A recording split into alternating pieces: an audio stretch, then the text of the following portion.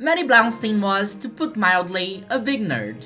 The type of nerd who would DM D&D sessions from childhood and, according to her brother, create intricate and vivid worlds complete with their own individual languages. She loved Tolkien, she wrote and edited comics for Marvel in the 80s and for DC in the 90s. She was intersex and a transgender woman in a time when even fewer people understood what that meant.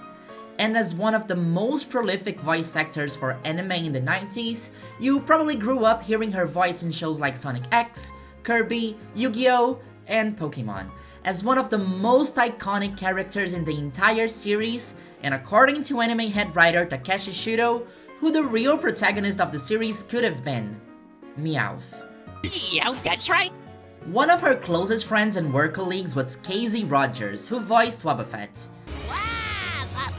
This is a very Team Rocket video today, just to let you know. In an article for queer magazine Dem, she tells the story of how Maddie came out to her.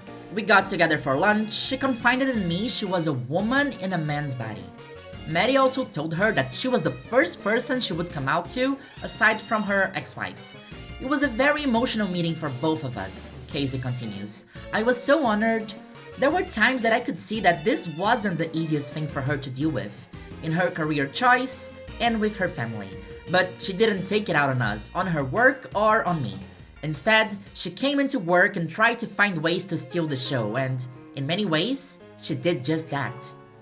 Another close friend and journalist, Aaron McQuaid, wrote the following about her. Maddie once told me the story of how she was inspired to fully transition from male to female and to come out to her coworkers as transgender by an episode of Pokémon. In the episode Go West, Young Meowth, her character travels to Hollywood to make it big. There, Meowth falls in love with another Meowth, who spurns his advances. He decides to learn how to speak and to stand upright in order to impress her, but she rejects him for being a freak. Meowth was a human trapped in a Pokemon's body. There's a lot I want to talk about today, dear Stranger Online, and I'm not really sure where to start. Maddie's story is beautiful and tragic, and it's honestly heartwarming how much there is to say about her, because of the sheer amount of articles that her friends have lovingly written in her honor. Like, this is a woman who grew up in a conservative household, who got called a bagel-nosed Jew boy by other kids while growing up, but still joked in podcasts about how she would be more likely to get gender-reaffirming surgery than a nose job. A woman who organized trans and intersex support groups in Second Life for Arceus' sake. An artist who could voice femme fatales and Yugi's grandpa. But this is also a video about not only the power of stories to help us understand who we are, but the sheer magnitude of raw queerness in Team Rocket, enough to empower a trans woman to go live her life, her best life. So, before we talk about Maddie, we need to talk about one of the best written queer-coded villains maybe in the history of animation. We need to go west, Young Meowth. This is an episode that opens as any other Pokémon episode and could even be described by some people as filler, one of the in-between episodes between Ash's final badge and his Indigo League challenge. But to head anime writer Takeshi Shudo, this was a golden opportunity to do something that he is often limited by the episodic formula of Pokémon: develop and give depth to his characters. In his blog, he often writes about how, rather than depicting a complex Team Rocket trio, it is easier for screenwriters to write them in a clumsy and foolish way, and it's easier for the story to escape into a pattern. But Shudo always believed Team Rocket had a complexity needed to be compelling protagonists on their own, and said that if the show wasn't called Pokémon, they could have well been. Can a one-dimensional gag character really convey the thematic depth I intended just by shouting their defeat catchphrase and ending the episode? He asks. And it's episodes like this, completely written by Shudo, where he has the freedom to explore just that. Ash and friends are invited to the premiere of the movie they filmed in the previous episode, in the fabulous Hollywood, California. Yes, you can headcanon that to be PokeStar Studios in Unova if you want, but this is just another of the many examples of how, in early Pokemon, there wasn't a clear division between the Pokemon world and the real world. As with any Pokemon episode where Ash goes, Team Rocket follows, but We soon realize this isn't a regular episode, as it almost becomes an old Hollywood film noir Citizen Kane flashback for Meowth. I mean, he also gets to be a drama queen and play with costumes, you know. But just like the rest of Team Rocket, Meowth's backstory is really lonely. Abandoned as a young, hungry Pokemon, he finds in cinema the dream and possibilities of what he could become, what he could make of himself. I'm jumping ahead of myself, but finding in fiction and media the life we long for is not only a comically recurring queer story, but probably rang really close to home to his voice actor Maddie, who found her identity in the story she helped shape. Meowth decides to try his luck and go west, to Hollywood, California, a city of dreams, but also a city that has a lot of contrasting inequalities. He joins a cat burglar Jellicoe Cat street gang to rob local food vendors, and that's when he falls in love with Meowth. Oh, the infamous Meowth. She's a bougie cat, owned by a rich lady with her diamond-infused Pokeball, and I mean, tacky but cunty. Gang Freak, please bring Pokeball stickers back. Meowth confesses his love to her only to get brutally rejected. As a Pokemon, he could never give Meowth the safety and comfort that a human trainer could. This is all played for laughs because, again, we are talking about the Pokemon anime, but I think for me this really struck an emotional chord. Seeing a character we really care for, at this point have been following for 90 episodes, to be so genuine and have his heart broken? And we know that for the writer Takeshi Shudo, there is real emotion here. Meowth tries to build himself up and prove his worth to Meowth, and decides to, well, transition, to become someone else for love. We follow his struggles as he ventures through the dark ceilings of a dance school and works hard day and night to learn how to do what every Pokemon fan despises: walk on two legs. Bipedal Final Evolution jump scare! Eventually, Meowth also learns how to speak. In Japanese, this episode is called Meowth's ABC, and I find that especially sweet. As he is going through his first ABCs, he stops at H to mutter the word he's longing for. Happiness. Family. Meowth just wants to belong. Like honestly, you removed the laugh tracks and this is the saddest thing ever. After learning his ABCs as easy as 1, 2, 3s, Meowth goes back to Meowth, flowers in hand, ready to show her that he can do everything a human can. And gets rejected again. This time for being a freak, with no money. Not fully human, not fully Pokemon, something in between, something more queer. As Aaron McQuaid wrote, a human stuck in a Pokemon's body. Meowth leaves Hollywood heartbroken and vows to become the richest, most powerful freak Meowth will ever see. And that's why he decides to join Team Rocket, a group of other misfit freaks who also had everything taken away from them. In the years that passed, Hollywood had really gone to shambles. There's not really an explanation to why, I guess it's just for the noir setting really, but the money ended, everything's abandoned and everyone left, including Meowth's trainer, who lost all of her money and abandoned her in the streets. She was adopted by Persian's cat burglar gang, who eventually runs back into Meowth, trying to recruit him back. But his allegiance is to Team Rocket, and being still in love, he promises to rescue Meowth from those run-down streets. Persian doesn't like that idea much, and Meowth gets attacked by the Jellicoe Cats. Did he become strong enough in his time away from Hollywood that he can take care of all of these Pokemon by himself? Well, he doesn't need to, because now he has a chosen family of misfits who will always stand up for him. Prepare for trouble and make it double. Jesse and James jump to save the day with a song, and in a final showdown against Persian, Meowth stands victorious. But in the end of this Hollywood movie, the status quo can never change. Meowth needs to annoy Ash next episode, that's just the formula. So Meowth still refuses to go with him, still calls him a freak, a Pokemon that lives in between. He has found a family of his own, freaks of his own, and as beautiful as that is, there is some loneliness there. A difficulty to put himself in a place in what is a surprisingly heart-wrenching Pokemon episode finale. Pokemon has had sad episodes before, Bye Bye Butterfree comes to mind, but this rings a little bit differently because it's not bittersweet, it's just sad. There's no satisfying conclusion. Just Meowth staring at the moon, as unsure of his place in the world as we were when the episode started.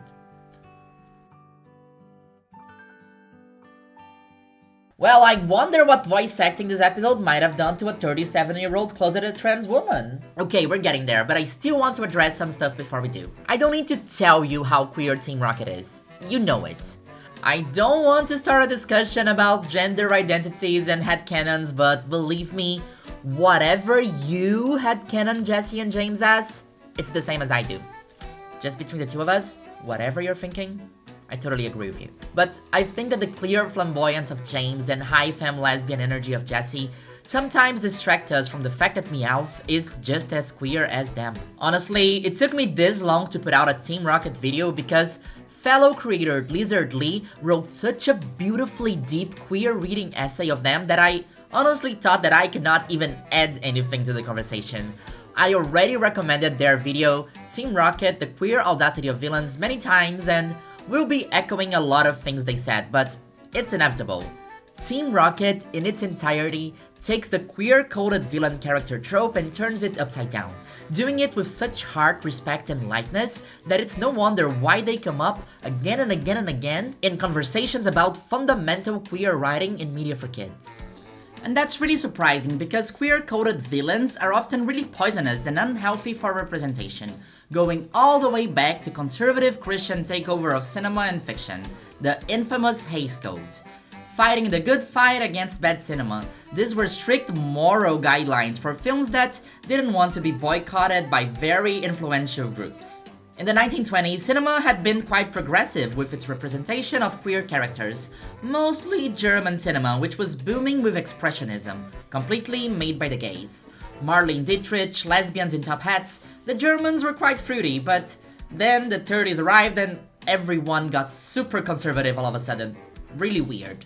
So an American activist group called, I kid you not, the Catholic Legion of Decency set up a series of rules that would dictate how characters should behave, how often could good guys lose, how much nudity you could see, and how queer characters could be represented.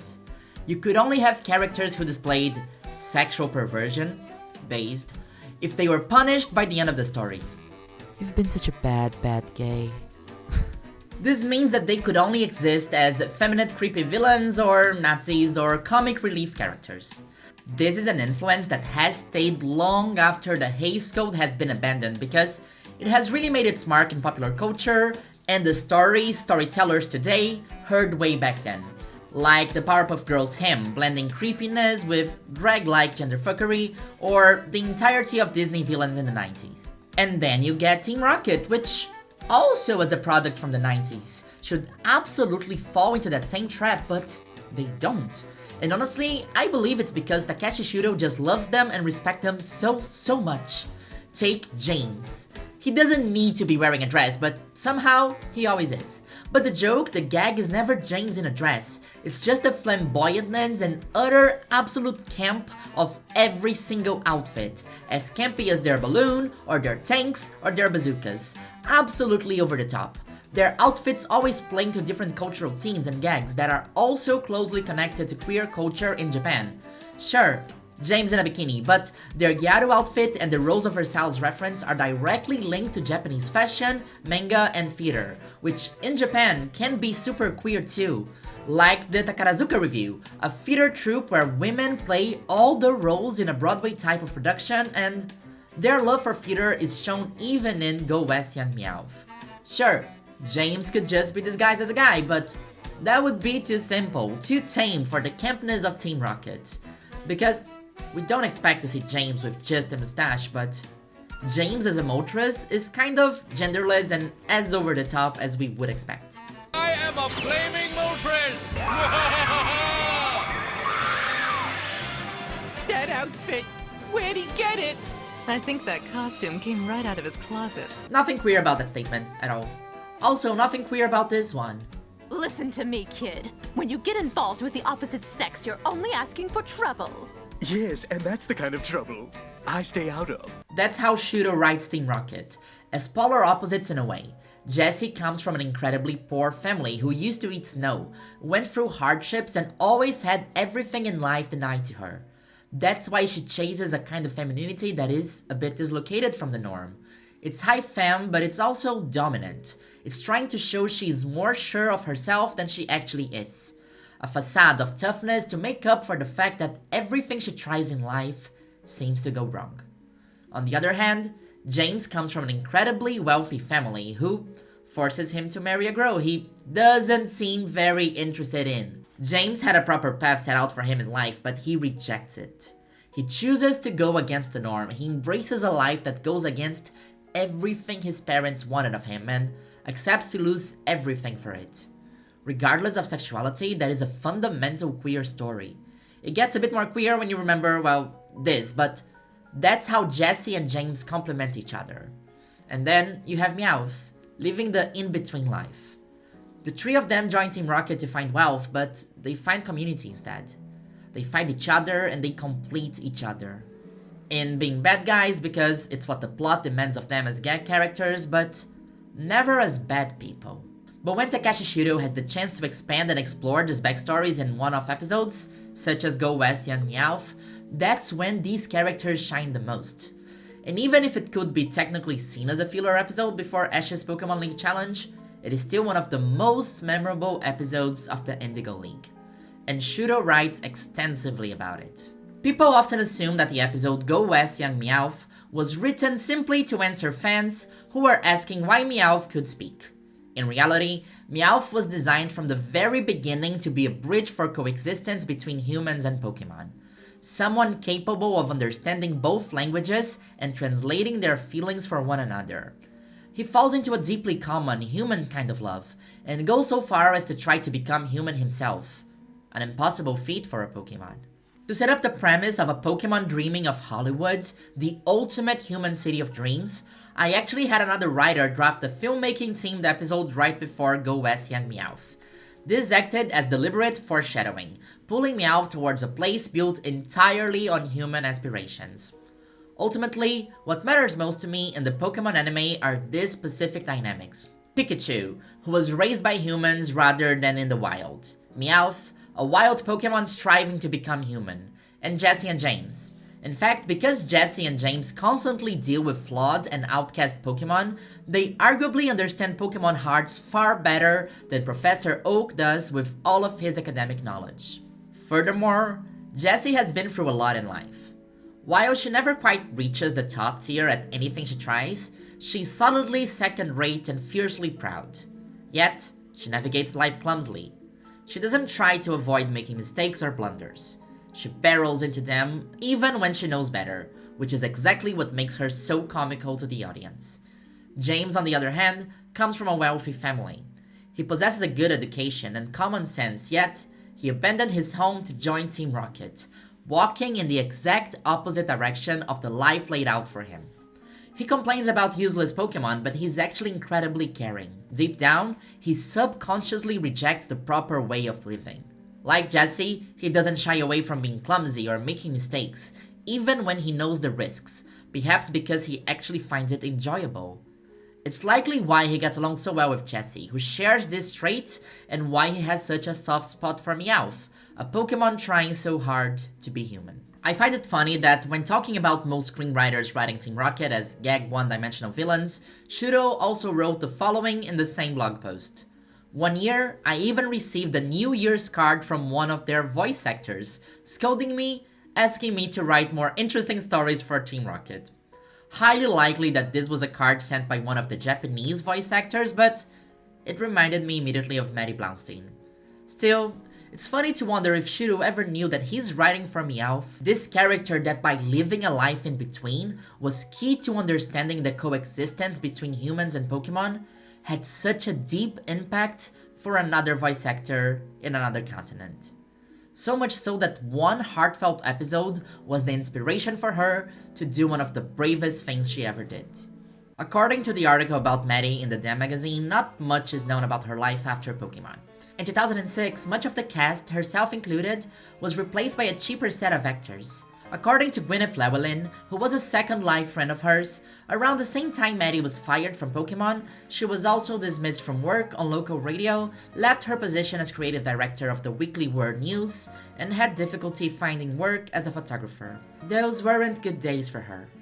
It felt terribly unfair for someone who was always cheering her friends up to be in such a terrible situation all of a sudden, with little help available. At the beginning of the video, I said this was a heartbreaking story, and it's because 2 years after this happened, Maddie passed away peacefully in her sleep, at the age of 48, due to an untreated stomach virus. This is also a story about transphobia, about an extremely talented and experienced woman who had written for the 2 biggest companies in comics, voiced a main character in the biggest media franchise in the world, had experience as a creative director, could work in radio, could work as a photographer, could work as a journalist, suddenly couldn't find work. Maybe for being openly trans and intersex in a time when even fewer people understood what that meant. Gwyneth also wrote, "I can only imagine that she passed away because she was unable to pay for the cost of medication for something so simple as a stomach virus. If so, it's unbelievably sad." Honestly, you guys, what the fuck is wrong with your healthcare system? This is inhumane. But how can I trust you? You was born different. We do have a lot in common. The same earth, the same air, the same sky. Maybe if we started looking at what's the same instead of always looking at what's different, well, who knows? Her friends wrote she was a character as unusual as any she played, but a true friend with a heart of gold, the most recognizable transgender voice on the planet, and an inspiration to people around the world.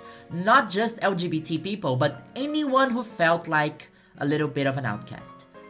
And I think that the inspiration part is so important, that the reason why I wanted to share the story with you is that, while many people, including me, knew that Meowth had a trans voice actor, I did not know that it was Meowth himself who inspired her to come out. I honestly find that beautiful, because it shows the power of stories, with characters that might seem like gag one-liners or funny costume villains or fruity cross-dressers, and they are a little bit of that, and that's important too, but more than queer-coded, they are complex and human, and maybe that's what makes them queer-coded in a way.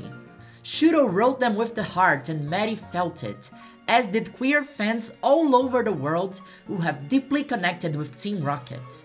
Other than Pikachu, they have been the only companions who never left Ash's side until the end of the series.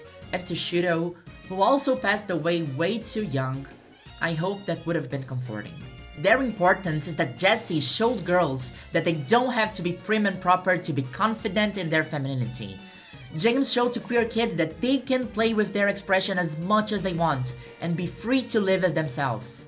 And Meowth showed to the people living in between, the non-conforming people, that while the world might be cruel to them sometimes, there is deep beauty in understanding and connecting to people. True connection between human and Pokemon. This video is part of the Pokémon Pride fundraising efforts. During the month of June, queer and allied content creators will be streaming, shiny hunting, and creating content in order to raise funds for queer youth in need. Every donation will be directed to the Lambert House LGBTQ+ Youth Center in Seattle, who supports young queer people in need of financial or emotional support through trying times. You can donate using the QR code on the screen, and I will be deeply grateful. It is fundamental that we support each other in moments such as this, because even though Pride Month seems more and more ignored by big companies and brands, in a feeling that eerily reminds me of the 1930s, we can still count on one another to ensure that queer people don't have to go through the struggles Maddie faced. Because if they think we are giving up on our community, on our identities, they better surrender now or prepare to fight. Meowth! That's right!